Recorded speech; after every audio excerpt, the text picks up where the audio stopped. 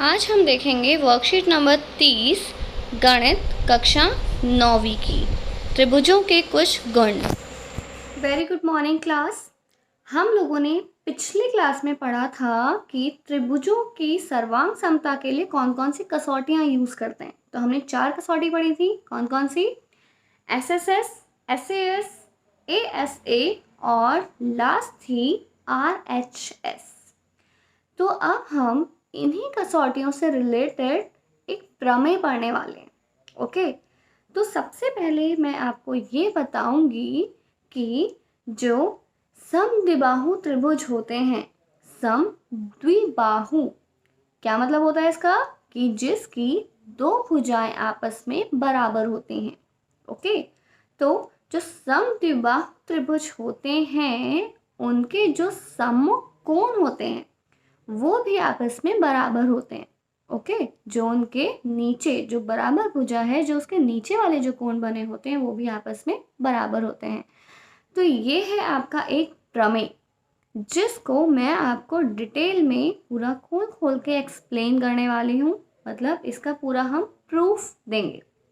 Okay, ये बहुत important है, बेसिकली एग्जाम्स में भी आ जाता है। तो सबसे पहले तो अगेन मैंने अपना एक त्रिभुज यहाँ पे बना लिया है। कौन सा? ABC, जैसे कि आप देख रहे हैं स्क्रीन पर। अब यहाँ पे इसकी बराबर भुजाएं हैं आपकी AB और AC। ये दोनों भुजाएं इसकी बराबर होती हैं। यहाँ हमें सिद्ध करना है कि एंगल B और एंगल C आपस में बराबर हो जाए।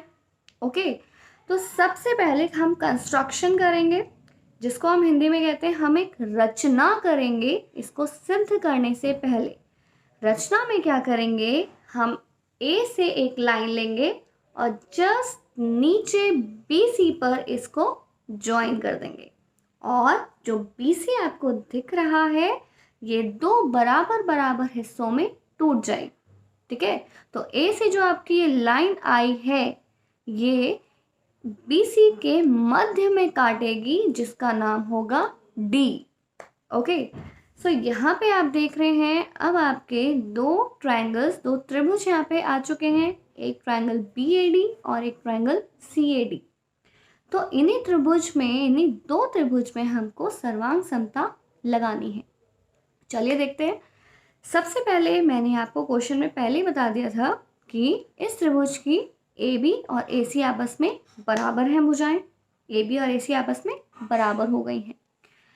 अभी जो मैंने रचना करी है, A को जो D से मिलाया है, मैंने क्या कहा है कि जो BC है वो दो बराबर बराबर हिस्सों में टूट चुका है। तो इसका मतलब BD और CD आपस में बराबर हैं। और जो AD जो रेखा जा रही है वो इस त्रिभुज में भी है और इस त्रिभुज में भी है, तो ये भी आपस में बराबर हो गई, जिसको हम कहते हैं उभयनिष्ठ। ठीक है, तो यहाँ देख रहे हैं इन दो त्रिभुज की तीनों भुजाएं आपस में बराबर हैं। तो इसका मतलब ये दो त्रिभुज भी आपस में सर्वांगसम कहलाएंगे। कौन सी कसौटी से? सोचिए जरा। जहाँ तीनों भुजाएं आपस में बराबर हैं, कौन सी कसौटी लगेगी? करेक्ट, वहां लगेगी SSS, मतलब भुजा भुजा भुजा। अब दोनों त्रिभुज आपस में सर्वांगसम हो गए, तो इसका मतलब जहां दो त्रिभुज आपस में सर्वांगसम होते हैं उसकी तीनों भुजाएं और तीनों कोण वो भी आपस में बराबर कहलाते हैं। तो इसका मतलब ये दो त्रिभुज सर्वांगसम है, तो इसके दोनों कोण एंगल B और एंगल C भी आपस में बराबर हो जाएंगे। क्यों होंगे? जिसको हम कहते हैं CPCT से। ओके, अच्छा, तो ये तो हमने प्रमेय पढ़ा था कि अगर दो भुजाएं किसी त्रिभुज की बराबर हैं तो उसके सम्मुख कोण भी बराबर हो जाते हैं। तो इस प्रमेय का जो विलोम होता है, इसका विलोम क्या होगा? मतलब इसका जो उल्टा हो जाएगा। मतलब अभी मैंने कहा था कि भुजाएं बराबर हैं तो कोण बराबर है, तो इसका विलोम हो जाएगा कि अगर किसी त्रिभुज के दो कोण आपस में बराबर हैं तो उसके सम्मुख भुजाएं भी आपस में बराबर हो जाएंगी। तो ये इसका जो प्रमेय अभी मैंने एक्सप्लेन किया था उसका ये विलोम है। तो ये भी यहाँ पर हम अप्लाई कर सकते हैं। तो अभी मैंने आपको ये प्रमेय समझा दिया है।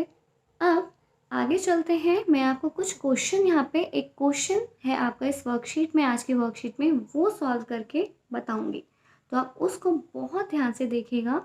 तो आज की हमारी वर्कशीट में यही एक टॉपिक है जो कि बहुत इम्पॉर्टेंट है, आप इसको बहुत ध्यान से देखिए और समझिए।